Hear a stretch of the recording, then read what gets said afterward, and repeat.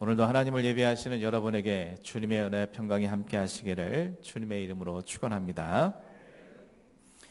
예수님께서 제자들에게 말씀하시는 것을 멈추시고 성전에서 헌금함에 예물을 드리는 부자들과 한 과부의 헌금하는 모습을 바라보셨습니다.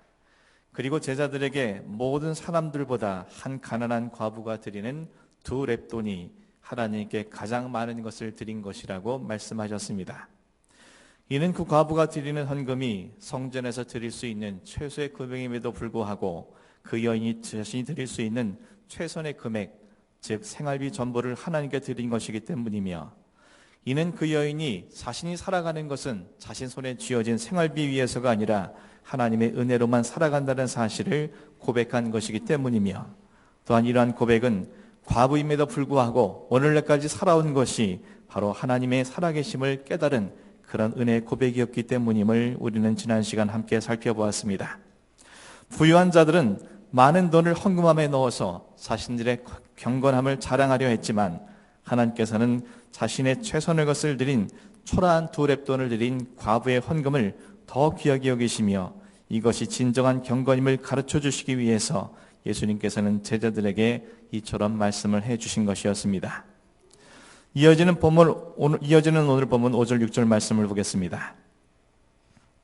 어떤 사람들이 성전을 가리켜 그 아름다운 돌과 헌물을 꾸민 것을 말하며 예수께서 이르시되, 너희 보는 이것들이 날이 이르면 돌 하나도 돌 위에 남지 않고 다 무너뜨려지리라. 어떤 사람들이 성전의 아름다움을 보고 감탄을 금치 못했습니다. 본문 속 어떤 사람들이 누구인지에 대해서는 같은 내용을 담고 있는 마태복음 24장과 마가복음 13장에서 제자들이라는 것을 밝혀주고 있습니다.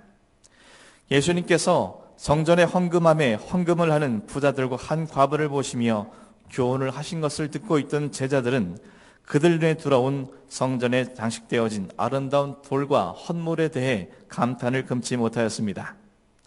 하지만 주님은 그 성전이 철저히 파괴될 것이라고 말씀하셨습니다. 그것도 돌 하나도 돌 위에 남지 않고 다 무너뜨려질 것이라고 말씀하셨습니다. 당시 예루살렘 성전은 헤롯 대왕 당시인 기원전 19년부터 주 63년까지 지어진 제3성전으로서 예수님 당시에는 외형이 완공되어진 상태였다고 합니다. 그런데 이 성전은 약 80년이라는 건축 기간이 알려지는 것처럼 그 장식의 화려함이나 규모의 웅장함으로 인해 중동 일대의 명성이 자자했다고 전해집니다. 유대 역사가인 요세푸스의 기록에 의하면 당시 성전의 대리석 기둥 하나만 해도 높이가 12m, 폭이 약 6m로서 세 사람이 팔을 벌려야 겨우 안을 수 있을 정도였다고 전해집니다. 실로 당시 예루살렘 성전은 화려하고 웅장하며 아름답기 그지없었습니다. 인간적인 시각으로 볼 때 하나님이 임재하시기에 조금도 부족함이 없어 보이는 그러한 건물이었습니다. 그러니 갈릴리 촌에서 살았던 제자들이 이처럼 화려하고 웅장한 성전을 보고 감탄을 금치 못하는 것은 어찌 보면 당연한 일일 것입니다. 하지만 예수님께서 그 성전을 바라보는 시점은 달랐습니다. 즉 주님은 그 건물의 겉모습이 아니라 본질을 보셨고 현재의 모습이 아니라 미래의 최종적인 모습을 보신 것입니다. 그리하여 제자들이 성전의 화려한 장식을 보고 감탄하고 있었을 때에 주님은 오히려 그것을 강도의 구렬로 만든 유대교 종교 지도자들과 그들에게 편승한 자들을 보면서 분노하셨으며, 결국엔 하나님께서 임재하시기 위해 지었던 하나님의 성전이 오히려 하나님의 심판의 대상이 되었다는 것을, 그리고 결국 완전히 파괴될 것임을 그들에게 말씀해 주신 것입니다. 사랑하는 성도 여러분, 본문에서는 어떤 사람들, 즉 제자들이 성전 안에 있는 아름답고 화려한 미석과 헌물을 보고 제기된 질문이 성전 멸망에 대한 예언의 시발점이 된 것이라고 기록을 하고 있습니다. 우리는 본문 속 내용을 통해서 하나님이 원하시는 것은 아름답고 화려하게 장식된 그리고 웅장한 성전이 아니라 진정으로 하나님께 예배하는 것임을 우리에게 교훈해 주고 있습니다. 아무리 성전을 아름답게 장식하기 위해 오랜 시간과 정성과 물질이 소요되었다 할지라도 그것에서 진정한 예배가 드려지지 않는다면 그것은 결코 하나님이 기뻐하시는 곳이 될 수 없다는 것을, 그렇다면 그것은 돌 위에 돌 하나도 남지 않는, 다시 말해 하나님의 교회로서 무의미하고 무가치하며 심판의 대상이 되고 만다는 것을 주님께서는 교훈해 주고 있습니다. 올해는 종교개혁이 일어난 지 500주년을 맞이하는 해입니다. 500년 전 종교개혁이 일어나게 된 계기는 당시 카톨릭 교회가 교황의 명으로 면죄부를 성도들의 돈을 주고 판 것을 비롯되었습니다. 그리고 면죄부를 팔게 된 이유는 교황 레오 10세가 교황청을 더 웅장하게 짓기 위한 자금을 마련하기 위함이었습니다.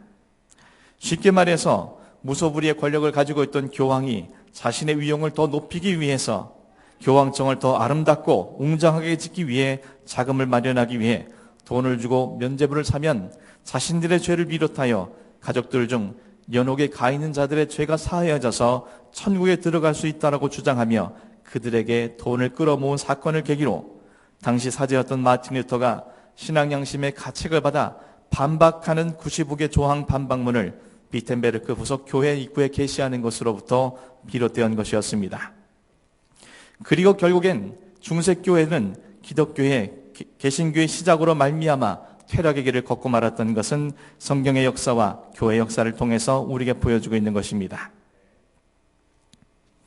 사랑하는 성도 여러분, 하나님이 임재하시는 참된 교회는 아름답고 화려한 예배당을 소유한 교회가 아닙니다. 이 세상에 아무리 아름답고 화려하고 웅장한 교회를 할지라도 그곳에서 진정한 예배가 드려지지 않는다면 그것은 훌륭한 건축물일 수는 있지만 하나님의 교회가 될 수는 없다는 것입니다. 우리 교회는 하나님의 은혜 가운데 이곳에 아름다운 성전을 짓고 하나님 앞에 이렇게 예배하고 있습니다. 그러나 우리 교회가 외형이 아름다운 예배당을 가진 교회로서 하나님 앞에 인정받는 교회가 아니라 이 예배당에서 예배하는 우리들이 하나님이 찾으시는 진정한 예배자가 되고, 그런 우리들이 모여 예배하는 이 예배가 하나님이 기뻐 받으시는 예배가 되어지고, 그래서 이곳에 찾아봐 주신 하나님의 임재하심과 영광을 함께 경험하고 누리는 아름다운 교회가 되어져야 할 것임을 우리는 말씀을 통해서 함께 생각할 수 있게 됩니다.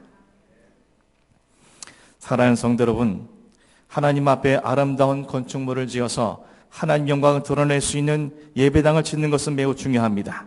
그러나 그 무엇보다 하나님께서 기뻐하시는 것은 우리가 참된 예배자가 되고 그런 예배자들이 모여서 함께 예배할 때 하나님은 그들을 기뻐하실 뿐만 아니라 그들 가운데 살아서 역사하시는 영광과 존귀의 주님이라는 것을 우리에게 보여주실 것이며, 그로 인해서 우리는 하나님 앞에 더욱더 온전한 신앙으로 살아갈 수 있도록 하나님께서 우리를 이끌어 주실 것임을 우리 모두가 함께 생각하면서 주님 앞에 나아갈 때마다 매 순간 매 예배 시마다 영과 진리로 하나님 앞에 나아갈 수 있는 저 여러분이 되기를 주님의 이름으로 축원합니다. 이를 위해서 우리의 삶이 아름답고 화려한 부유한 자들의 삶이 아닌 가난하고 보잘것없지만 늘 주님 앞에 최선의 삶을 향하여 살아갔던 가난한 과부와 같은 심령으로 오늘도 우리의 주어진 신앙의 삶을 살아가실 수 있는 저 여러분이 되기를 주님의 이름으로 축원합니다. 이와 같은 주님의 선언을 듣게 된 제자들은 예수님께 어느 때에 이런 일이 있겠으며 이런 일이 일어나게 할 때에 무슨 징조가 있겠느냐며 예수님께 질문을 드렸습니다. 제자들의 생각에는 하나님이 임재하시는 성전이 파괴된다는 것은 곧 이 세상의 끝이 온다라고 그들은 생각을 했던 것입니다. 그래서 이런 일들이 일어날 때는 언제이며 일어나기 전에 무슨 징조가 있겠는지 예수님께 질문을 던진 것입니다. 그러자 예수님께서 그들에게 이렇게 말씀하셨습니다. 본문 8절 9절 말씀입니다.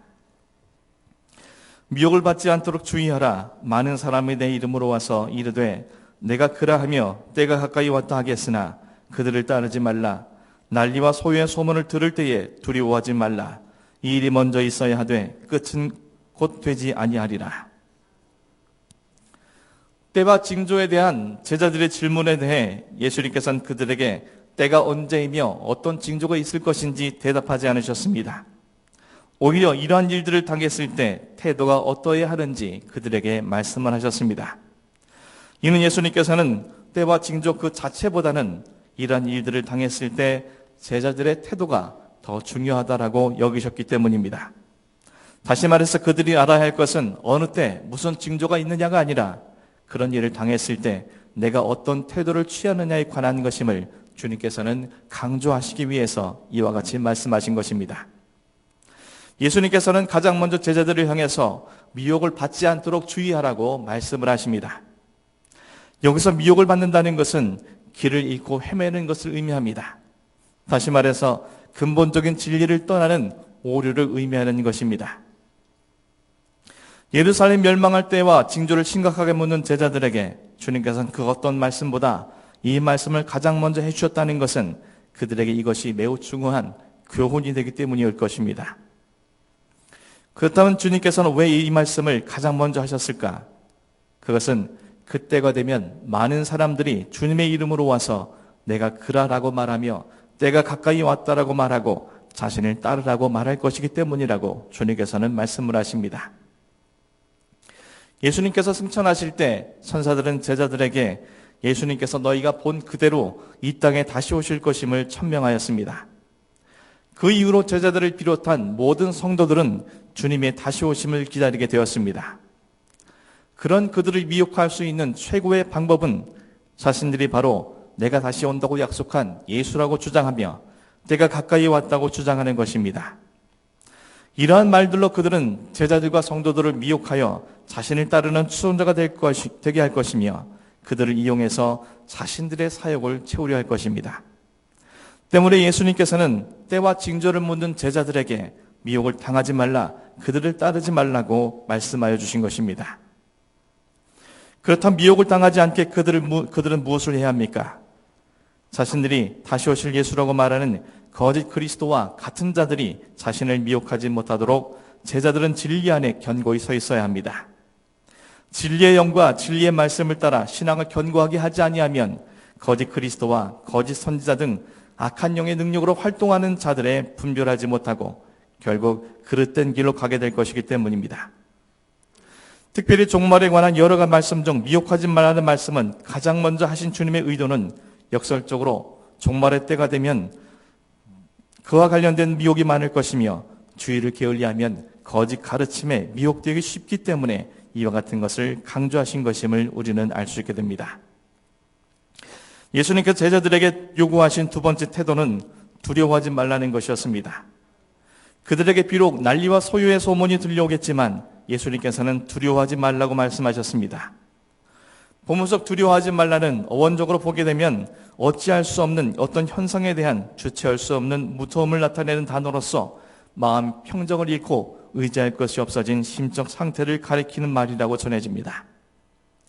하나님께서 임하시는 성전의 파괴, 즉 세상이 끝나는 말세 기간 동안에 난리와 소유의 소문이 들려오겠지만 아직 끝은 아니라고 주님께서 말씀하신 것을 기억하면서 우리의 마음의 평정과 하나님의 신뢰에 대한 믿음이 빼앗기지 않도록 주의해야 한다고 주님께서는 말씀하신 것입니다. 그렇듯 이와 같은 소식이 들 때 누가 두려워하겠습니까? 주님의 마지막 때가 되었을 때, 하나님의 심판이 임하게 되었을 때, 무의식 중에라도 자신이 그분 앞에 심판받게 될 때에 자신이 영벌을 받을 자라 판정될 것이라고 두려워하는 사람들이 이날을 두려워하게 될 것입니다. 더 나아가서 자신이 가진 이 땅의 모든 것들을 잃게 될 것이 두려워하는 사람 또한 그날을 두려워하게 될 것입니다. 마지막 때가 되었을 때 환난을 두려워하는 사람도 있을 것이고 마지막 때가 되었을 때 그때 일어날 모든 일들에 대한 두려움들이 그들을 엄습할 수도 있습니다. 그렇기 때문에 제자들까지도 그때가 언제 일어날 것이며 무슨 징조가 있을 것이냐며 주님께 질문을 드린 것입니다. 그런 제자들에게 예수님은 환난도 마지막 때 일어날 일들도 그리고 하나님 앞에 심판을 받게 될 그 어떤 일도 두려워할 것이 아니라 오히려 기뻐하며 대망해야 할 대상이라고 주님께서는 그들에게 말씀하신 것입니다. 예수 그리스도를 자신의 구주로 믿고 또 하나님을 모두 믿는 자들에겐 그날은 구원이 완성되어지는 날이요 또한 그들에겐 영원한 생명이 부여되는 날이기 때문에 오히려 그날을 기뻐하며 기대할 수 있는 마음과 믿음을 요구하시는 주님의 명령인 것을 말씀을 통해서 확인하게 됩니다. 사랑하는 성도 여러분, 요즘 우리 모두는 주님이 다시 오시고 이 세상의 마지막 때가 곧 임박해 온다는 것을 온몸으로 느끼고 있지 않습니까? 이 버릇처럼 우리는 그날이 가까이 다가왔으며 이때가 말세의 때라고 말하고 있지 않습니까? 그렇다면 오늘 주님께서 제자들에게 요구하신 태도는 곧 마지막 날을 살아가는 우리가 가져야 할 태도임을 우리는 함께 깨달을 수 있게 됩니다. 마지막 때를 살아가는 우리가 미혹당하지 않기 위해서 무엇을 준비해야 합니까? 하지만 사실 우리 가운데 그 누구도 이단 사이비 그리고 적그리스도에 미혹되고 싶어하는 사람들은 아무도 없습니다. 그럼에도 불구하고 오늘날 많은 그리스도인들이 신천지를 비롯한 이단 사이비에 미혹되어 넘어가는 이유가 무엇입니까? 먼저는 말씀 위에 굳게 서 있지 못하기 때문입니다. 말씀에 대한 바른 이해와 분별력이 없기 때문에 그들을 분별할 수가 없는 것입니다. 나아가 자신의 삶을 진리로 채우지 못하기 때문에 그들의 표적이 되기 마련입니다. 그들은 하나님의 말씀을 위장하여서 인간의 탐욕에 부합된 교리로서 그들을 미혹하며 자신들에게 넘어오게 하는 것입니다.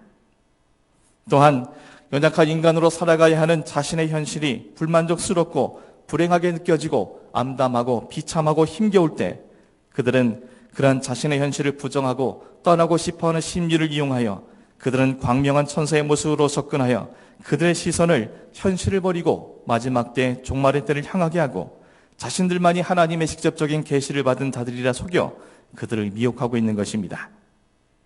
또한 어떤 이들은 자신들의 소원과 목적을 이룰 수 있을 만한 능력과 이적을 쫓는다는 것을 알고 악한 영에서 비롯된 큰 능력과 이적으로 그러한 사람들을 미혹시키고 있는 것임을 우리는 이 땅의 많은 이단 사이비를 통해서 발견하게 됩니다. 그런 그들에게 미혹당하지 않기 위해 무엇을 해야 합니까? 그런 그들에게 미혹당하지 않기 위해서는 우리의 주된 관심이 세상의 마지막 때가 언제이냐 보다는 오늘이라는 현실에 있어야 합니다. 세상의 마지막 때가 가까이 다가왔음을 기억하며 오늘의 하루를 그리스도 안에서 말씀 위에 굳게 서서 참 진리이신 예수 그리스도를 따라 진리 가운데 승리하는 삶을 살아갈 때 마지막 때가 언제 찾아오든 우리는 궁극적인 승리를 보장받을 수 있게 되는 것입니다.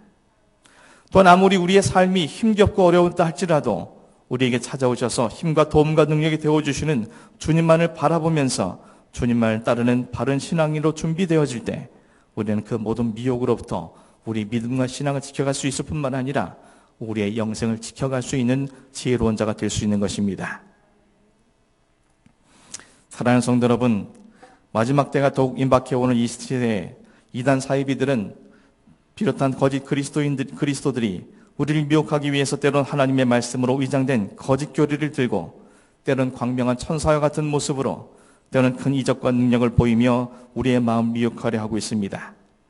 나가 그들뿐만 아니라 마지막 때가 임박해 올수록 세상의 풍조와 이 땅에서의 현실의 삶들은 우리가 신앙을 지켜가는 것에 많은 어려움과 위협을 주고 있습니다.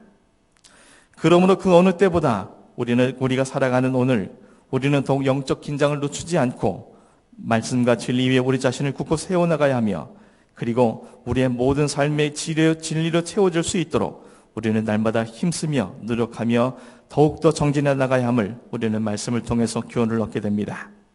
저 여러분께서 이 마지막 때에 세상의 그 무엇으로도 미혹되지 않는 굳건한 신앙이 되어질 수 있도록 저 여러분께서 하나님의 말씀 안에서 진리를 추구하며 예수 그리스도를 따라 살아가는 진정한 신앙이 되어 우리 모두가 주님 앞에 바른 믿음으로 승리하는 삶을 이루어갈 수 있기를 주님의 이름으로 간절히 축원합니다. 사랑하는 성도 여러분, 오늘은 주님의 날 위에 이 땅에 오시고 나의 죄를 위해서 친 십자가의 고난당하여 죽으시고 나를 위해서 부활의 영광에 동참할 수 있도록 우리를 이끌어 주시는 사순절 첫 번째 주일을 맞이하고 있습니다. 그 주님께서 우리를 위해서 내가 속히 오리라고 말씀해 주셨습니다. 그래 그날은 점점 더 가까이 우리에게 다가오고 있습니다. 그리고 그럴 때일수록 우리의 신앙을 지켜가는 것은 더욱더 힘들고 더 어려워가고만 있습니다. 저 여러분 모두가 오직 진리이신 주님의 말씀으로 미혹을 이겨내며 오직 우리의 구주이신 주님을 따르며 주님이 이 땅에 다시 오실 그날을 두려움이 아닌 기쁨으로 대망하며 나아가는 참된 신앙이 될 수 있도록 오늘 다시 한번 말씀을 통해서 우리의 마음과 심령을 다지시고 결단과 다짐을 통해 여러분 모두가 하나님의 영광을 드러낼 수 있는 복된 자가 될 수 있기를 주님의 이름으로 간절히 축원합니다. 기도하겠습니다.